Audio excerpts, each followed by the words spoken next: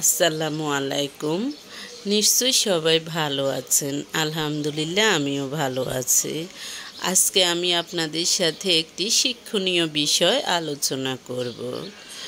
আগে আমরা জানি নবীর শিক্ষা করোনা দীক্ষা।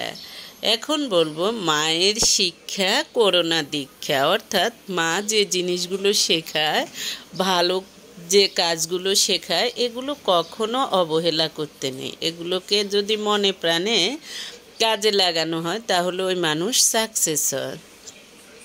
হ্যাঁ, কেন বলছি?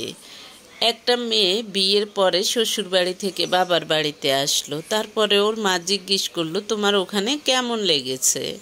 মেয়েটা বলল যে আমার ভালো লাগে নাই, মানুষগুলাও কেমন যেন দূরে দূরে থাকে, আন্তরিকতা দিয়ে কথা বলে না, পরিবেশটাও কেমন, আমার ভালো লাগে নাই।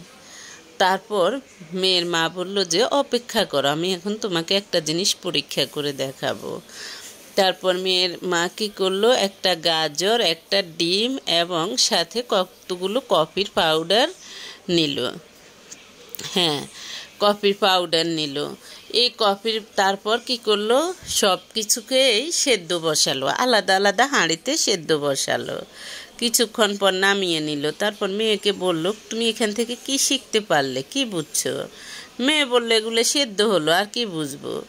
বলে যে না, ঘুমিয়ে আছে শিশুর পিতা সব শিশুরই অন্তরে।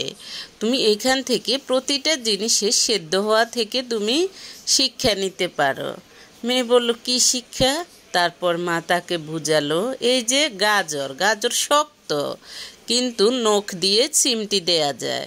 এই গাজর কি করছে, আগুনে সেদ্ধ হয়ে নরম হয়ে গেছে। ডিম পাতলা, খোসাটা আপাত দৃষ্টিতে শক্ত মনে হলেও একটু জোরে চাপ দিলে সেটা কিন্তু ভেঙে যাবে। তো এই ডিমটা পানি কি করছে, একদম শক্ত করে ফেলছে, ফুটানোর পর এটা শক্ত হয়ে গেছে। আর কফির বিন কি করছে, কফির বিন কিন্তু নখ দিয়ে তুমি সহজেই ভাঙতে পারবে না। হ্যাঁ, ভাঙলেও এটা হলো সলিড, এটা হলো সবচেয়ে শক্ত, কিন্তু এটা পানির সাথে মিশে সুঘ্রাণ করে ফেলছে। তাহলে এখান থেকে তুমি শিক্ষা নিবে, তুমি যখন এক পরিবেশ থেকে অন্য পরিবেশে যাবা, তখন তোমাকে মানুষ আঘাত করতে চাইবে, হার্ট করতে চাইবে, অপমান করতে চাইবে, ছোট করতে চাইবে। তুমি তখন কি করবে, তুমি যদি তাদের কথার সাথে সাথে তুমি সত্যি হার্ট হয়ে যাও, ক্ষত বিক্ষত হয়ে যাও, তখন মানুষ আরও সুযোগ পাবে তোমাকে আরও নরম করার। যেমন গাজর। হ্যাঁ, আর তুমি যদি দেখা যায় যে অল্প কথা, নিজের আবেগকে প্রাধান্য দাও, নিজের আবেগকে কন্ট্রোল করতে না পারো, তখন তুমি দেখা যায় যে ডিমের মতো সেদ্ধ হয়ে যাবা। ডিমের মতো সেদ্ধ হতে হতে এক সময় তুমি কঠিন হয়ে যাবা। তখন তোমার অন্তরকে দেখা যায় যে তোমার অন্তরে কারো প্রতি মায়া মমতা থাকবে না, এতেও তুমি কারো প্রিয় হতে পারবে না।